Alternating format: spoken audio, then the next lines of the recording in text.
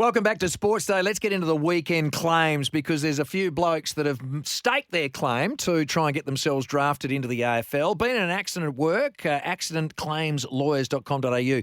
Bring us this segment. And a man who was there watching these kids strut their stuff is Adam Jones. He's the WA Talent Manager and he joins us here on Sports Day. Adam, welcome. How are you, mate? Yeah, very good. Thanks for having me on, guys. How many turned out at Wesley College on Sunday? In terms of recruiters, Yeah, we had most clubs there in attendance. Yeah, they're all their part-time WA-based staff anyway. Nearly every club's represented, yeah. It was online as well. How many were watching online? Do you have the data on that? No, I don't have the data on that, but it was in demand, that's for sure. They wanted to see it live.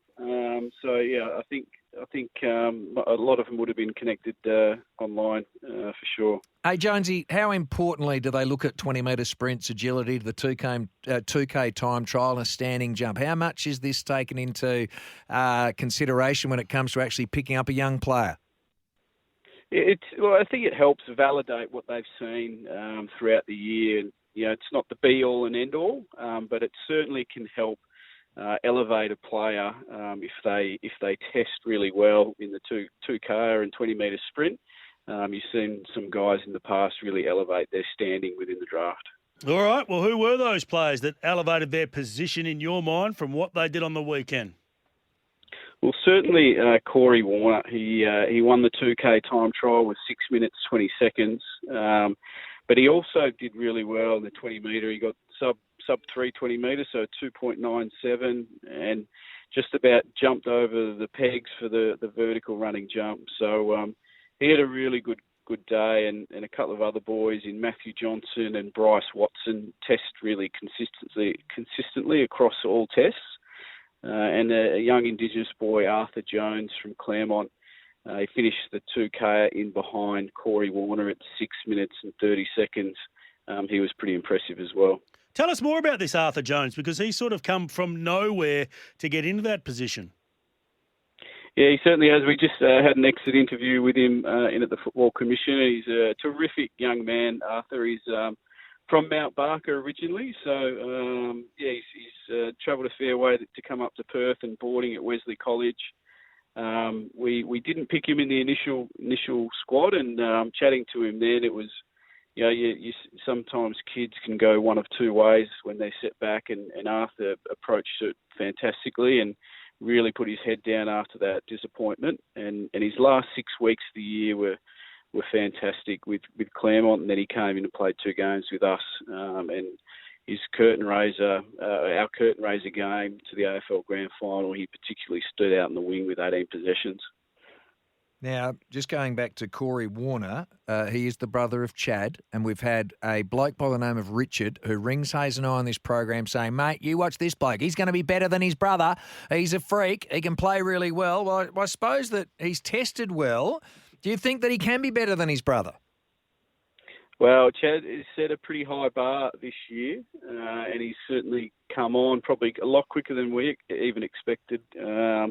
And Corey is, of a similar vein with his character. He's probably got him covered from a testing point of view. But Chaddy might just be a fraction ahead from his footy in his 18th year.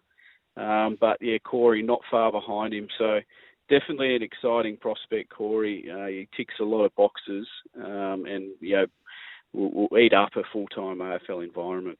What about Noah Pecoraro, mate? One of the more, mature and experienced players. Does he get a chance?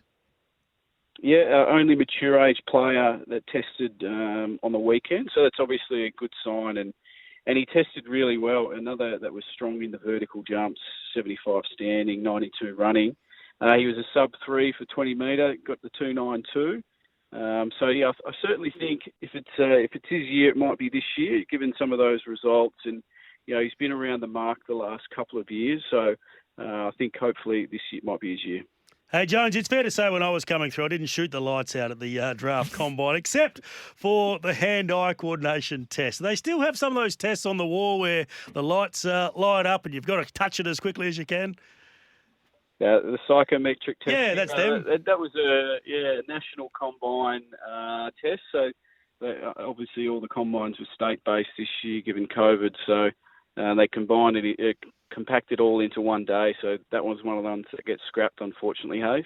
It's disappointing. All right, we're going to put you under the pump. The Dockers, we'll start with them. They've got 3 high picks, 6, 8 and 18. I want you to give us the 3 players that you would select if they are Western Australians. Go with them first, and then we'll get to the West Coast Eagles with their first selection. If it was me in the seat, I'd certainly be looking strongly at Jai Amos. I think no secret they need to get in some decent tall forwards, and he's probably our best this year. Then I'd be looking at a Matty Johnson, who's a little bit of a Chera type player, classy, big-bodied midfielder that can it can sort of replace him in a few years' time, I would think. And then, at 19, we've got a few good ones that'll be around the mark. Like you've got Jacob Van Ruin, the key position can go forward or back. Rhett Bazzo is going to be around the mark. Jesse Motlop, he's a terrific one. He's part of their NGA program. That unfortunately, I don't think they're going to get access to him as an NGA player because Jesse's top 40 protected. So if he gets picked in the top 40, he goes to the club that selects him. But he would be a fantastic choice for them as well. All right. What about the West Coast Eagles? Who should they select with their first and maybe second pick? Yeah, well, if Jai or Matty are there, I reckon call their names out. And then the other one will be Neil Erasmus, who will be around the mark. Who there was an article about him just missing out on being an NGA player for them. But they might be a player that he ends up at the club anyway through their draft choice.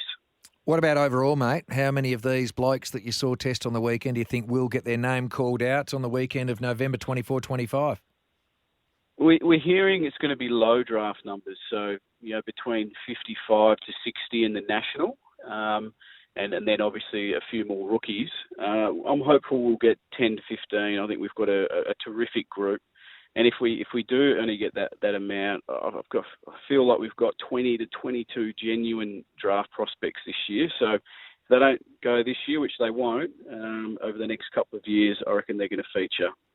Taj Woden, will he go to Melbourne? Or if he doesn't go to Melbourne, will he get selected, in your opinion? Yes. No, he's done enough. He tested through the roof. He blitzed the 20 metre, got 2.89.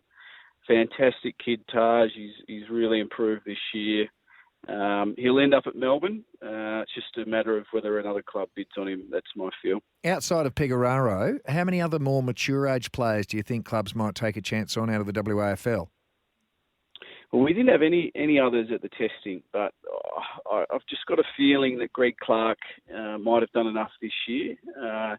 And you hear a little bit of chatter around the industry. He might be the only other one. And obviously, Bailey Rogers had a terrific year and has been at combines, state combines in the past. They would be the other two likelies from a mature age perspective. Josh Cripps, has he done enough? I see that he's met with Carlton. He could end up with his brother, but surely our local sides would be keen on a big man like that who looked pretty quick yesterday. Yeah, he actually tested quite well, Josh. The 20 metre and agility would have been a lot better than clubs might have been expecting. So that was fantastic for him. And he's had after coming off an ACL injury, he's had some real shin soreness and gutsed out the 2K, the big fella. Under a bit of duress, it was great to see him finish off the campaign. He's sort of that in between height, not quite ruck height, but could be a forward back up in the ruck. He's probably more rookie prospect and or a back end type. But I think if a club took a punt on him, it could pay off in years to come because he's got so much upside. He's just a fantastic kid. And what he was able to do this year coming off an ACL was really impressive. Now, does the talent manager get to have a rest yet, or do you have to push through to the national draft? Well, we've got 2 programs that concluded last week, so we've got about 70 or 80 exit interviews. So we'll get through those in the next couple of weeks, and then a little bit quieter leading into the draft, just sort of mainly chatting with clubs that are doing some homework, and then we're sort of looking for next year's crop. So there's never any real quiet period in footy these days. No, keep churning them out, mate. Jed Hayden next year, would he be an early selection at this point in time, maybe to go inside the top 5? Potentially. Like he's a very, very mature player, Jed, and maturity beyond his years in terms of a young man. He's certainly very much like a Caleb Daniel type who, is very valuable in the AFL these days. So, I think him and, we've got young Alex Condon, 208 centimetre ruck prospect who's, a rare talent, and Elijah Hewitt, Swan District's ball, inside midfield ball that will be around the mark as well. So what, is he 208 centimetres already and he's only, 16 or something? That's right, yeah. Wow. He's a monster. Elite level basketballer. He's very much a similar story to Luke Jackson. So we're hoping we can prize him across from basketball, and I think he's got a huge future ahead of him if he chooses footy. Jonesy, thank you very much for your expertise. We appreciate it here on Sports Day. Take care. No worries, guys. Anytime. Good on you. Adam Jones there, WA Talent Manager. Been in an accident at work and want to make a claim? Go to accidentclaimslawyers.com.au, and we are going to have a chat to a lady on the weekend who was outstanding. Alana King was player of the match for the Scorchers, who won in a super over. We'll have a chat to her next.